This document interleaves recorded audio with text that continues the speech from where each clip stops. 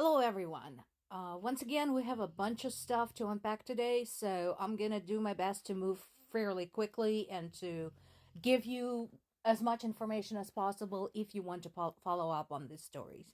First up, this is the follow up on the story about the assassination plot against President Zelensky. More details are emerging as he had fired the head of his bodyguard unit after the plot was uncovered. Now, it is unclear whether or not this man himself was part of the plot. However, one of the men arrested on suspicion of participating in the plot lists him as a personal friend. So there's that. I'm sure further investigation will follow. One of the things that is emerging is Russians' continued affinity for significant dates.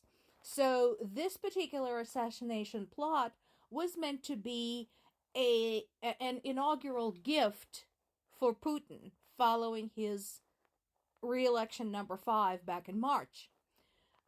It is quite possible that having failed that, they were considering another attempt on Victory Day, which was May 9th. So looking at our Soviet calendar, another significant date coming up is June 22nd.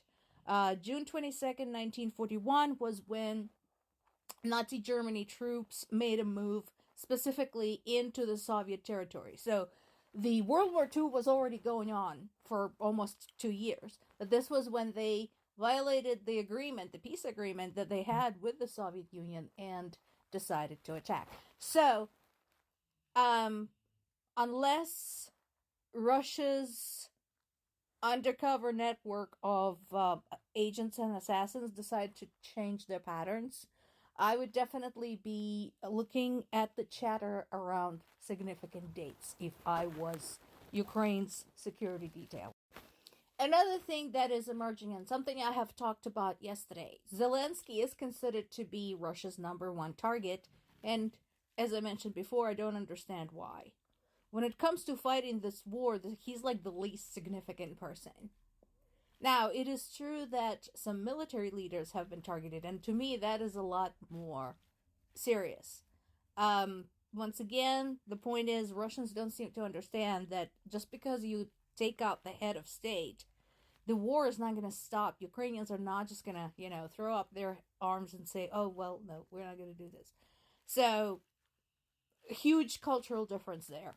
Now, this is interesting. So, it's been mentioned many times that the war in Ukraine is unique in a lot of ways, and that militaries of various countries, including the US, have been definitely taking notes.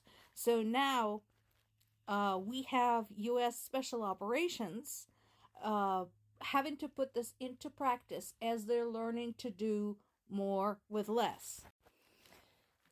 I'm sure for them it is a big shift. One of the kind of trademark things about the US military is the huge, seemingly bottomless budget.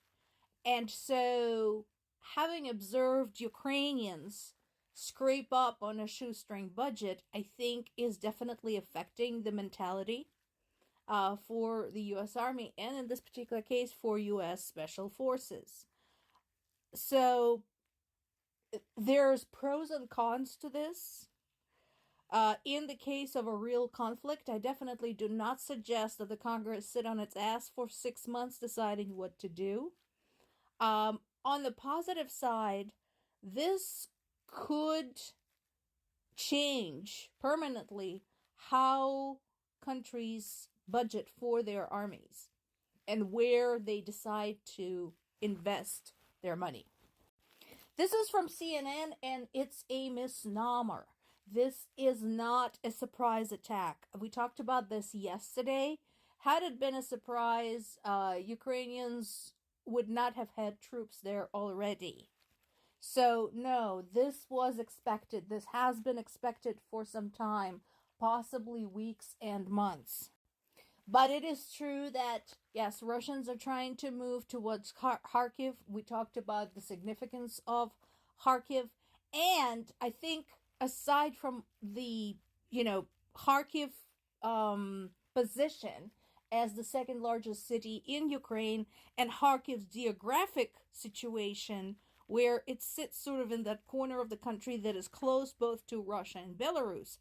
I'm wondering whether there is a drive among the Russian military to distract from what is going on in Crimea and in the southeast. We are talking about Zaporizhia and Donetsk region. So I'm kind of hoping that whoever is in charge of Ukraine's army is looking at this the way an expert chess player would look at a chessboard, not just focusing on one corner here and one corner there, even though that could be important, but also looking at the overall position of the figures on the board. Another package of weapons has been approved. That is good news indeed, even though, again, look at your military budget, guys. Again, to us as private individuals, $400 million is an unimaginable amount of money, although I have seen state lottery jackpots reach that level. I think the biggest I've ever seen was something like 720 million. So it's sort of, not entirely inconceivable. Now, knowing what we know about Ukrainians' newfound ability to do more with less, I'm sure this will be put to good use. However, we do still have private organizations in Ukraine and abroad who basically run funding campaigns among private individuals, myself included, to get things done quickly, for lack of a better description. Because, again, for something, be it money or equipment or ammo or supplies, whatever, to get from the US to Ukraine is a logistical challenge. It doesn't matter how experienced Pentagon is in doing such operations, it's still a challenge. Whereas the private money trickling down from all corners of the world that are put to use immediately on the ground is a much faster route.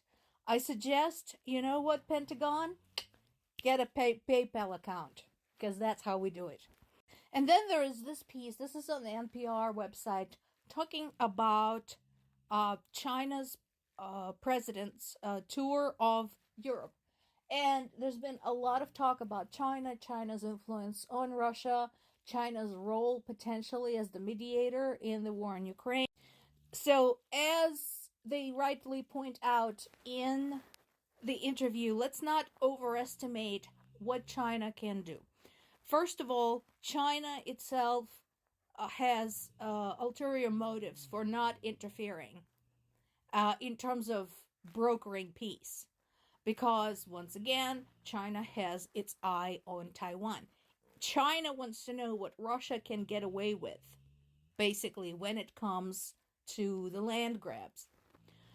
And we know that China is supplying Russia with various things, including weapons, electronic components, etc. So a lot of the things that have been reduced because of the sanctions, China had kind of filled that gap along with Iran and North Korea.